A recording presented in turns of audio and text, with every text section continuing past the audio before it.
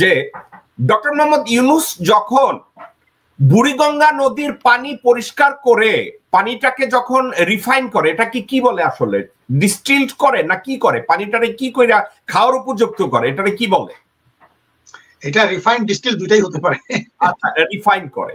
আচ্ছা, ডক্টর মোহাম্মদ ইউনূস যখন বুড়িগঙ্গার পানিকে রিফাইন করে আমাদেরকে খাওয়ানোর চেষ্টা করছে, ওই নদীর পাড়ে বসে ওই নদীতে পায়খানার পেশাব করছে আওয়ামী প্রেমীরা, মুজিব প্রেমীরা, মোদি প্রেমীরা এবং পরিবারতান্ত্রিক রাজনীতিতে যারা জড়িত আছে তারা ওখানে বসে বসে ওই বুড়িগঙ্গার তীরে বসে একদিকে ডক্টর মোহাম্মদ ইউনূস পরিষ্কার করার চেষ্টা করছে আর ওনারা পাশে বসে বসে ওখানে পায়খানা পেশাব করছে।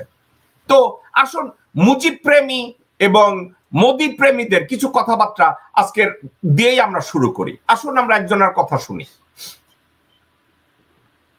আমরা কেন রাজাকারদের লিস্টটা সঠিকভাবে করিনি? ওনার একটি ডাকে একটি বাংলাদেশ। তারপর এখন এসে কেউ যদি বলে যে আমি ঘোষণাপত্র পাঠ করেছিলাম, তাতে নাকি দেশ স্বাধীন হয়ে গেল। বাংলাদেশ বলতে গেলে বঙ্গবন্ধুর নামটা থাকলেই কিন্তু চলে, আর কারো নাম দরকার হয় না। এই লোকটাকে চিনেন? হ্যাঁ, চিনি। এই লোকটা হচ্ছে রুনা লায়লার পিম্প, বর্তমান পিম্প। আচ্ছা, পিম্প শব্দের অর্থ জন্য কি মামুন ভাই? আরে ওই যে আপনার অন্য হিন্দু তো বলে ভাওড়া। না, পিম্প শব্দের অর্থ ভাওড়া মানে প্রস্টিটিউটের যে দালাল হয়, প্রস্টিটিউশনের যে মাসি। হ্যাঁ, সেটাই বলে পিম্প বলে, মানে হিন্দু বলে ভাওড়া বলে, হিন্দি বলে ভাওড়া। আচ্ছা, আর ইংরেজিতে বলে পিম্প। পিম্প।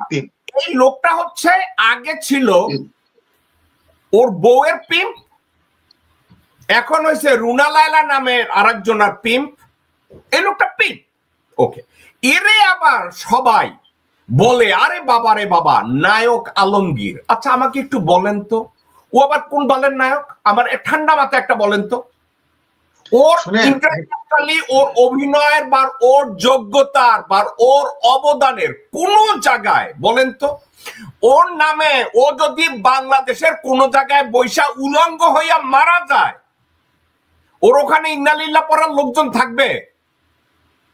আচ্ছা, না, আপনি প্রশ্নটা ঠিকই করেছেন। বিষয়টা হলো উনি হয়তো নায়ক হিসাবে কারোর জন্য সফল ব্যর্থ সেই বিষয় না। আজকে সাকিবুল হাসানের মতো এত ইন্টারন্যাশনাল মানে ক্রিকেটার, তাকে বলতো মানুষ প্রত্যাখ্যান করেছে। এই যে সাকিবুল হাসান না, আমি বলি সে রাজাকারদের লিস্ট। এই মুহূর্তে এই শব্দটাকে যারা ব্যবহার করছে, রাজাকার শব্দটাকে যারা ব্যবহার করছে সামাজিক অঙ্গনে, রাজনৈতিক অঙ্গনে, আমি ঠান্ডা মাথায় আমার রিসার্চ ওয়ার্ক, আমার সার্ভে এটা প্রমাণ করে যে এরা জনগণের ভিতরে, আমাদের বাংলাদেশের ভিতরে একটা বিভাজন তৈরি করার জন্য সে মুক্তিযুদ্ধ, চুক্তিযুদ্ধ, চেতনা, মেদনা এবং রাজাকার এবং আলবদর, এই কুত্তার বাচ্চারা এই শব্দগুলোকে ব্যবহার করে ভাইয়ে ভাইয়ের ভিতরে ক্লাস তৈরি করছে, বাবা সন্তানের ভিতরে ক্লাস তৈরি করছে, স্বামী স্ত্রীর ভিতরে ক্লাস তৈরি করছে। এই মাদারসান আলমগীর, এই শুয়োরের বাচ্চা বাংলাদেশের জনজীবনে কোন জায়গায় কার কি কাজে লাগছে? সে এখন রাজাকারের লিস্ট নিয়ে কথা বলে, যেখানে 54 বছরে সে দুনিয়ায় একটা পাকা বালকে সোজা করতে পারে নাই। এই শুয়োরের বাচ্চার এখন মুজিব প্রেম লাভ দিয়ে উঠছে, ওনার একার কথায় স্বাধীন হয়েছে। আমি যদি আপনার একটা কথা বলি, যেই লোকটা একদিনের জন্য বাংলাদেশে মুক্তিযুদ্ধ করে নাই, যেই লোকটা একদিনের জন্য বাংলাদেশের স্বাধীনতা চায় নাই, যেই লোকটা স্বাধীনতার পরে জুলফিকার আলী ভুট্টোরে ভাই কইয়া কুর্মিটোলা বিমানবন্দরে চুমা দিয়া ঘরে ঢুকায়, তো এই শুয়োরের বাচ্চা আলমগীর এটা কি বলে?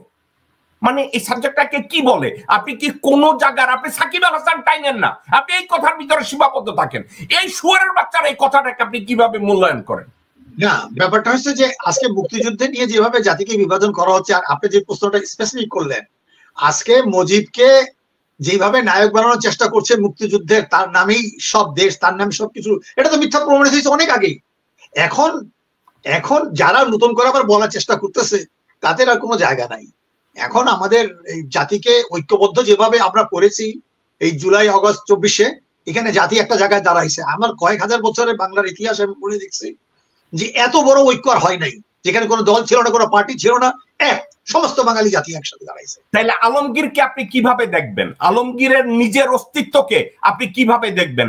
আলমগীরের এই কথার মাধ্যমে মুজিবের দৃষ্টিভঙ্গিকে আপনি কি মনে করেন সে মুজিবকে গত 16 বছর বাংলাদেশে নিযুক্ত ভারতীয় চুতমারানি হাসিনা মুজিবকে সেল করছে, চেষ্টা করছে মুজিবকে জাতীয় বাবা বানানোর জন্য?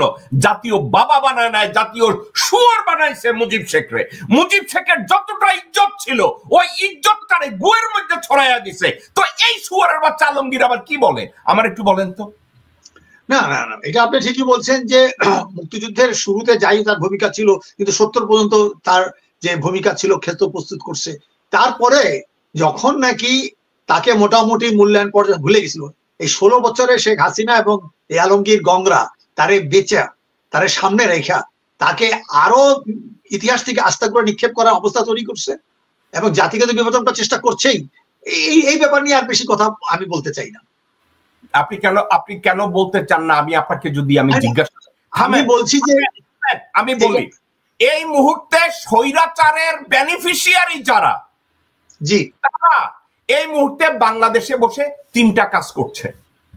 মুজিবের পূজা করতেছে, নরেন্দ্র দামোদর মুজির পূজা করতেছে, মুক্তিযুদ্ধ নামের চুক্তিযুদ্ধের পূজা করতেছে। এই 3টা জিনিসের পূজা করতেছে। আপনারা যারা মনে করেন এই মডার্ন যুগে এই শব্দগুলা দিয়ে আর জাতিকে বিনির্মাণ করা যাবে না, তাদের সমগ্র কাজের বিরোধিতা করে এই 3টা কাজ। একটা হচ্ছে মুজিব পূজা, আর একটা হচ্ছে মোদি পূজা, আর একটা হচ্ছে মুক্তিযুদ্ধ পূজা। এই 3টাকে তারা পুঁজি করে। এখন এগুলা কারা করে? 16 বছরের বেনিফিশিয়ারি যারা, এই শুয়োরের বাচ্চা আলমগীর নামক এই বস্তু, এই বেশ্যার দালাল, বেশ্যার মাসি, সে আজকে মুজিবের চেতনা নিয়ে দাঁড়াইছে, রাজাকারদের চেতনা নিয়ে দাঁড়াইছে। তো এই শুয়োরের, আপনি যখন বলেন এই বিষয় নিয়ে আর আমি কথা না বলি, তাহলে আপনি কাদের বিরুদ্ধে কথা বলবেন? এরা তো আপনার কাজকে বাধাগ্রস্ত করছে। এরা তো উন্নয়নকে, সহনশীলতাকে, বাংলাদেশের স্থায়িত্বকে এরা তো বাধা দিচ্ছে আপনাদেরকে। তো এদের বিরুদ্ধে কথা বলবেন না, তো আপনি কাদের বিরুদ্ধে কথা বলবেন? আমি বলছি এই অর্থে যে তারা পচে গেছে, মানুষ এখন পরিষ্কার বুঝে গেছে যে 73-এর পর থেকে যে শেখ মুজিবের যে স্বৈরাচারী কিংবা ফ্যাসিজম যে আসছে 75-এর পরে থেকে শুরু করে এখন নতুন করে তাকে মুজিবি বন্দনা কিংবা মোদি বন্দনা কিংবা ভারত বন্দনা এটাকে ধর্ম বানায় ফেলছে। এটা মুজিব ধর্ম, কাজে এই ধর্মকে আর কেউ গ্রহণ করবে না।